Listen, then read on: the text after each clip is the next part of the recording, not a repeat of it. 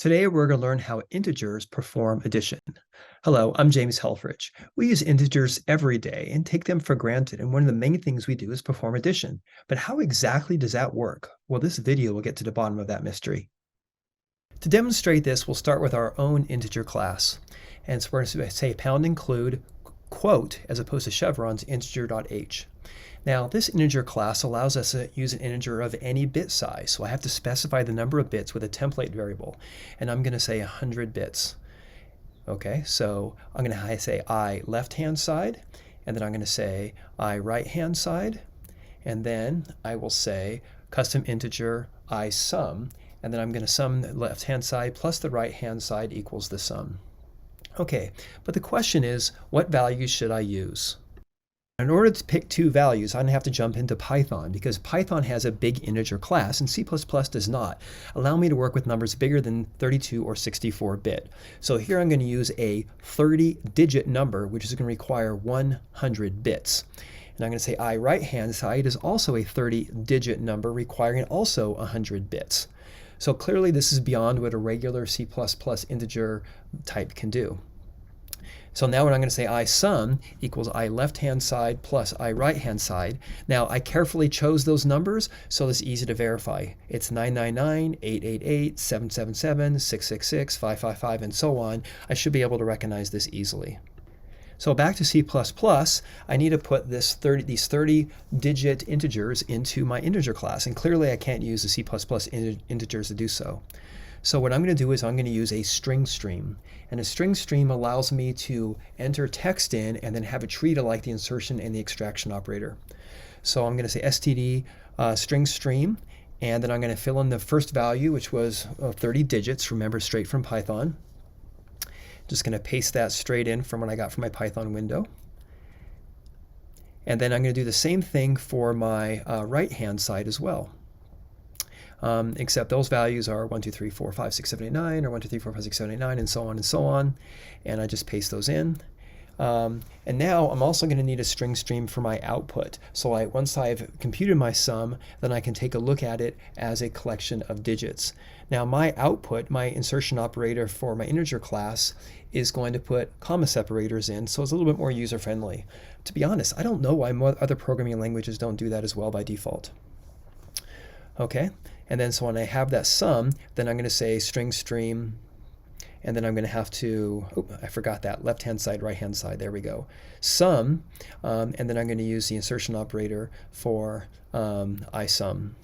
Okay, so let's run this code, and let's see what happens. And when I execute it, oh, my number's weird. So my left-hand side and right-hand side look correct, but boy, my sum does not look correct. It's a negative number. Well, why is that? Well, if I dive into my bit array, we're going to discover that the left-hand side and the right-hand side were required 99 bits, but the sum required a full 100 bits. And so once I set it to 100, we're going to see my value is correct. 99, 88, 77, and 66, and so on. And we scroll down to the very bottom here, we'll see that bit number 99 was in fact used, and we didn't want to use it for a sign. And now that I have that 1 in the highest place bit and then 0 in my sign, then it's going to represent correctly. It'll look like what we expect. Recall the long addition algorithm you learned in elementary school. So if we want to take 26 plus 19, that should equal 45. But how does that work? Well, we take 26 on the top and 19 on the bottom, and we say 6 plus 9 is 5, carry the 1. 2 plus 1 is 3, plus the 1 you carried is 4, and that makes 45. Well, notice the 1 on the top row, that's the carry value because 6 plus 9 is 15, and that 1 gets carried to the next digit over. We need to do the same carry operation we add with binary. Note that 26 is 0011010 and 19 is 000100011. So how are we going to do that? We're going to start with the left-hand side, and we're going to say 0 plus 1 is 1, no carry. 1 plus 1 is 0, carry the 1. 0 plus 0 is 0, plus 1 is 1, no carry. 1 plus 0 is 1, no carry. 1 plus 1 is 0, carry the 1. 0 plus 0 plus 1 is 1, no carry. 0 plus 0 is 0, 0 plus 0 is 0. And the end result is 45. Okay, the same process works with positive and negative numbers. So let's take 26 plus negative 19, and that should equal 7. So 26 is 0, 0, 0, 1, 1, 0, 1, 1, 1, 0, sorry. And negative 19 is 1, 1, 1, 0, 1, 1, 0, 1. Notice how we have 1 in the leftmost place. All right, so let's do the addition. 0 plus 1 is 1. 1 plus 1 is 1. 0 plus 1 is 1. 1 plus 1 is 0, carry the 1. 1 plus 1 is 0, carry the 1. 1 plus 1 is 0, carry the 1. 1 plus 1 is 0, carry the 1. 1 plus 1 is 0, and we throw that last 1 away. And the end result is 1, 1, 1, which is 7. So let's take a look at our algorithm. First, we set our carry value to 0, and then we're going to go from the 0 spot, which is in this case on the right, all the way to the left. And then we're going to add the values plus the carry. And then the value that goes into the sum is temp mod 2, and then the carry is temp divided by 2. And that's how we carry it through, carry it through, carry it through. Okay, let's take a look at another example. 51 base 10 plus 103 base 10, and we want to use 10-bit binary. So 51 is 0000110011, and 103 is 0001100111. And so once again, we have our 51 and we have our 103. So 1 plus 1 is 0, carry the 1. 1 plus 1 plus 1 is 3, mod 2 is 1, carry the 1.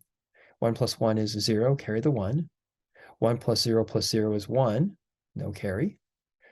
1 plus 0 is 1, no carry. 1 plus 1 is 0, carry the 1. 1 plus 1 is 0, carry the 1. 1 plus 0 is 1, 0, 0. And the end result is 54.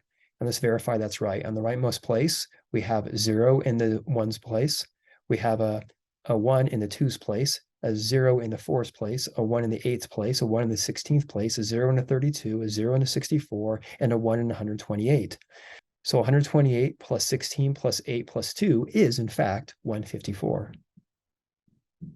We can learn more about integers by taking a look at the integer chapter of the C++ data structures textbook.